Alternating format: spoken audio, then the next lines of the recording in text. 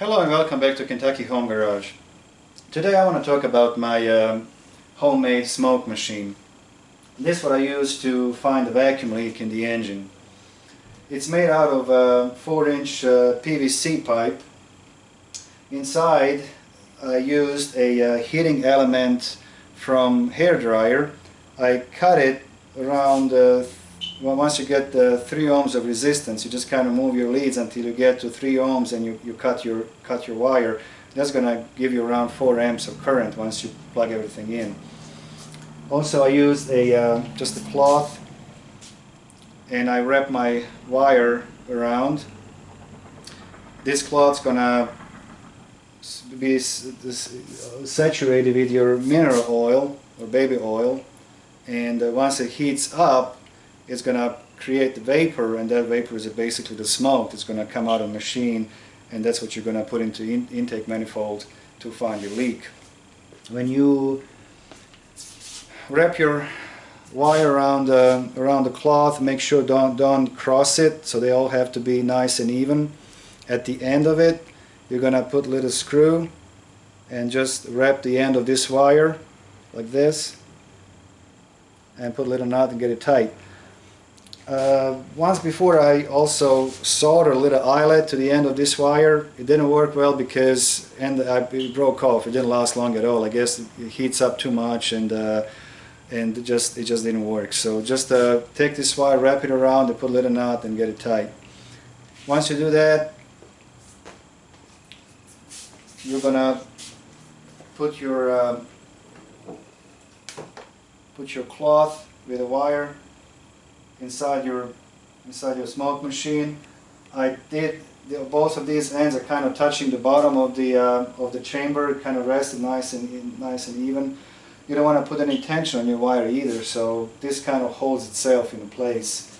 And then you're going to attach your cables, your wire that's going to be hooked up to the battery. That's going to give the power to your heating element.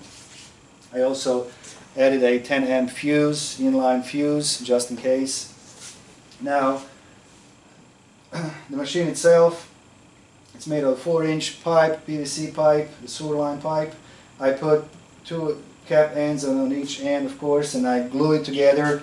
That's not the best design. If you're ever going to have a problem with it, if this wire, if the heating element break or something, I'll just have to make another one. But this way, actually, it's kind of nice and compact. I don't have to worry about it's going to come apart or something like that, because this is my 3rd one, I believe, and I did have cases where I would crank the pressure too much. I was kind of playing with it, it would come apart, and I had a baby all over the place.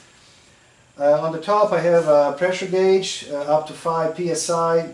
I was looking for something smaller, but I found this on yard sale, so it actually works pretty good. I can actually put a little hook, like a carabiner on here, so everything kind of is nice. And now with on my intake side, I have a propane regulator, adjustable one. I like the adjustable ones, so you can actually adjust your flow. With this, I can adjust my. I just kind of plug the end of it, and once I get the air going, I don't crank it more than 1 psi. So this way I can really kind of look at my pressure, so I don't overpressurize my system. You can see. There you go. On the top here, I just have a little valve.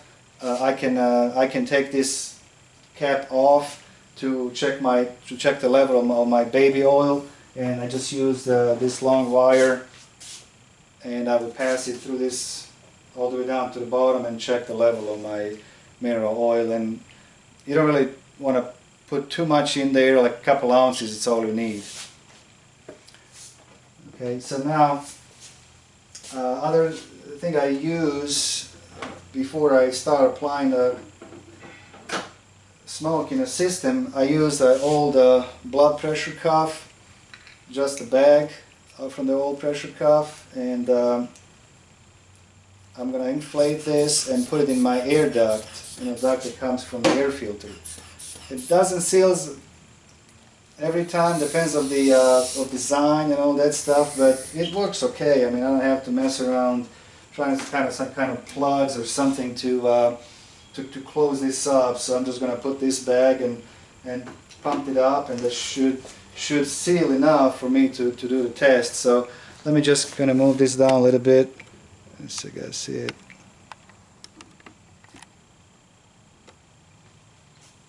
Okay, so now I'm just going to put this bag inside the air duct.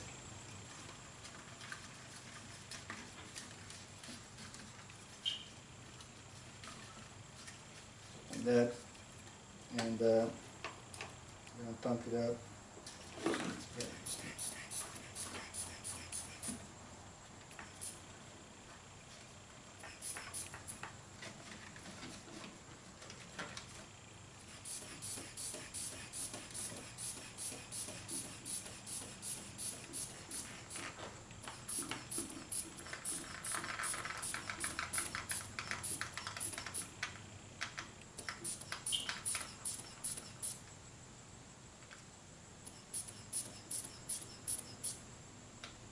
Okay, so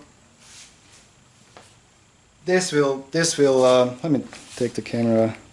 I'm sorry, guys. Yeah. So this will kind of,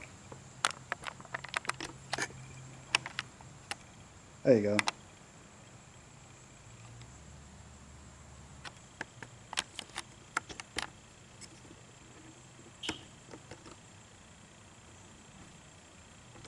So this will block my air duct so I can apply the smoke in it.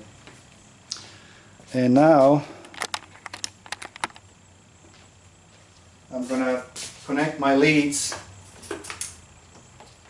to my smoke machine, and I like to wait just maybe like half a minute or so just for heating element to heat up before I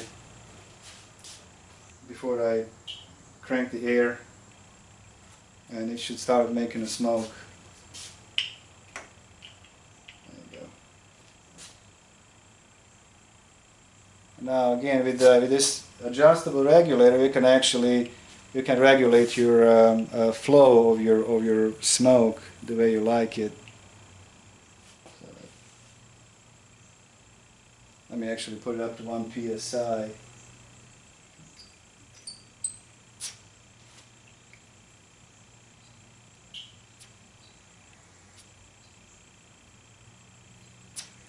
This is a flow that makes it 1 psi, so it's plenty of smoke. If you have any kind of a vacuum leak, this is going to find. It's not going to damage the system. There you go. So now I'm going to put it inside my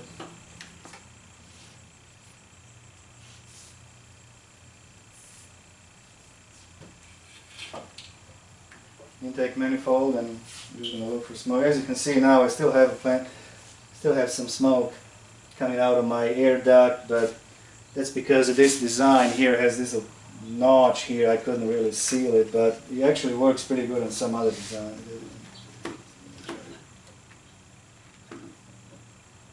It's not sealing right, but this just kind of.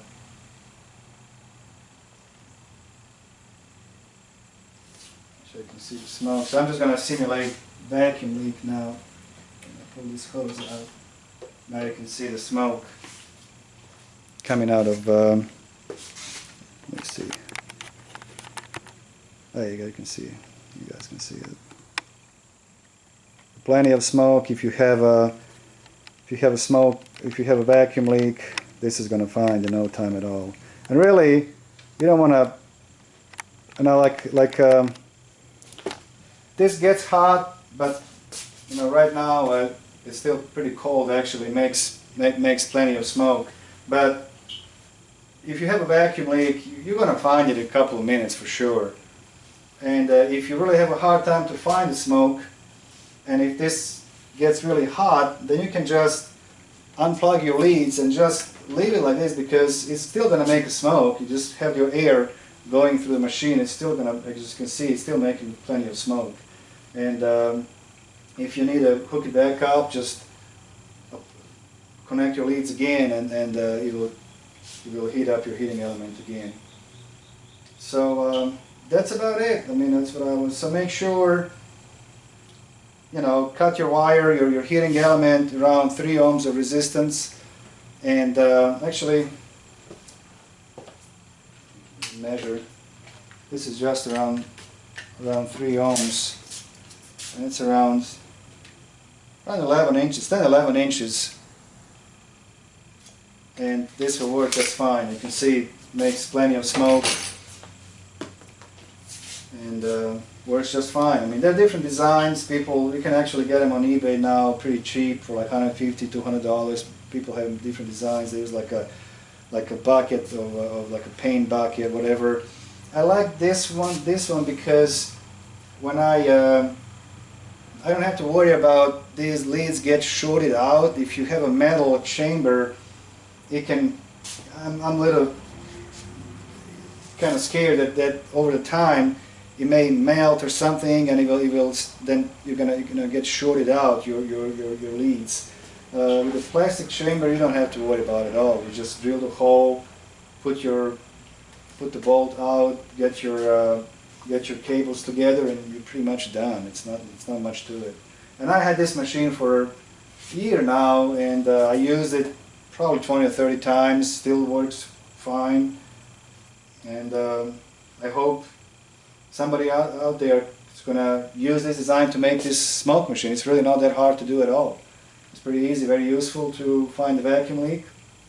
And that's it. I hope you guys enjoyed this video. I hope somebody out there is gonna benefit from this and then maybe come up with a design like this. Well, thank you so much for watching, and please subscribe to my channel. I'm gonna for sure make more videos in the future. And thank you for watching. See you next time.